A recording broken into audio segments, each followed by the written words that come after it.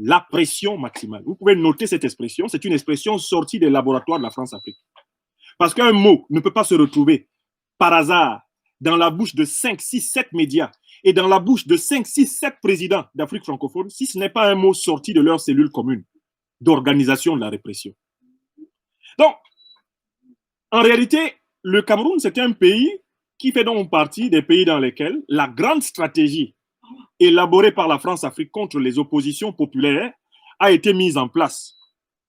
C'est une stratégie, ne nous y trompons pas, qui a été pensée d'un commun accord avec tous les dictateurs d'Afrique francophone par les services de renseignement de la République française. Je recommence.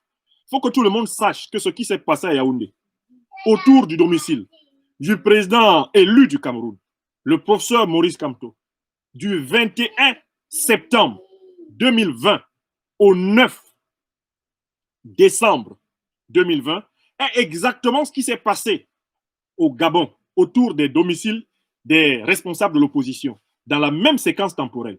Exactement ce qui se passe, ce qui s'est passé au Togo, autour des domiciles des responsables de l'opposition. Exactement ce qui avait commencé à se passer au Bénin, autour des domiciles des responsables de l'opposition. Exactement ce qui s'est passé en Côte d'Ivoire et qui continue de s'y passer autour des domiciles des responsables de l'opposition.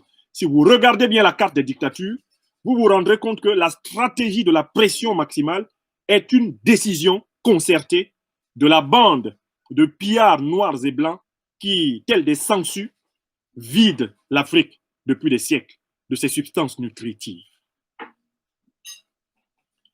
Du coup, cela permet de rappeler au passage que, quel que soit le pays où vous vous rendrez compte que l'élite politique française soutient l'opposition, cela sera déjà le renseignement que l'opposition garantit mieux ses intérêts, de son point de vue, que le pouvoir en place.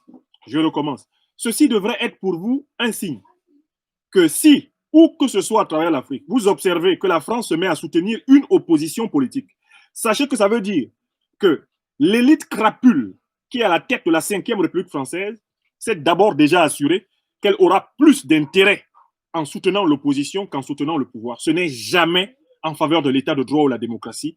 C'est toujours pour davantage serrer la tenaille de l'appauvrissement organisé, la tenaille de l'obsolescence contrôlée sur ce peuple.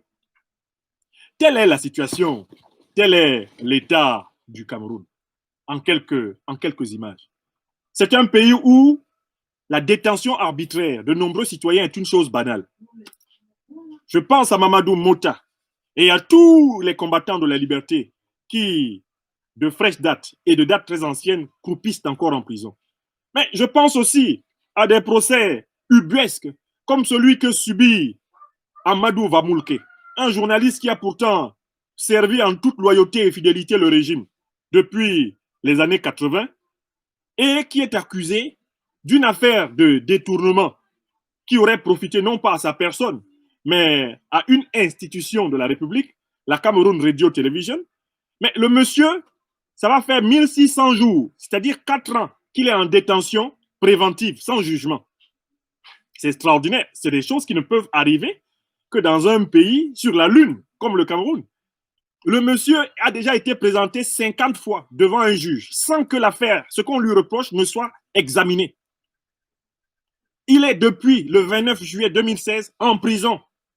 Et la justice camerounaise ne lui a toujours pas démontré, ne l'a toujours pas mis en situation d'aller à un procès contradictoire. Et son cas est emblématique de celui de centaines de nos compatriotes qui croupissent dans ces prisons dans des conditions comparables. Car sur 500 personnes arrêtées lors des manifestations du 22 septembre, il y en a 160 qui sont encore détenus. Il y en a 13 qui sont condamnés à des peines de prison ferme. Et parmi ces personnes, il y en a pratiquement 130 à 140 qui sont des civils, mais qui sont envoyés devant les tribunaux militaires. Donc, ce pays est un goulag immense. Solzhenitsyn même n'aurait pas de mal à réécrire l'archipel du goulag, rien qu'en regardant de loin le Cameroun, dénoncé par toutes les organisations internationales des droits de l'homme, que ce soit Human Rights Watch, que ce soit Amnesty International, ces organisations sont fatiguées de parler du Cameroun. Car s'il leur fallait parler du Cameroun, elles pourraient s'occuper du Cameroun 24 heures sur 24 sans avoir de la place dans leur colonne pour autre chose. Tellement le Cameroun est riche en faits d'exactions, de barbarie, de crimes, de violations en toutes sortes. Toute la gamme des violations des droits humains est pratiquée au Cameroun. C'est un pays sombre, une immense prison, une immense cellule de torture géante où agonisent en permanence des êtres humains privés de justice. That is my native and beloved country, Cameroon.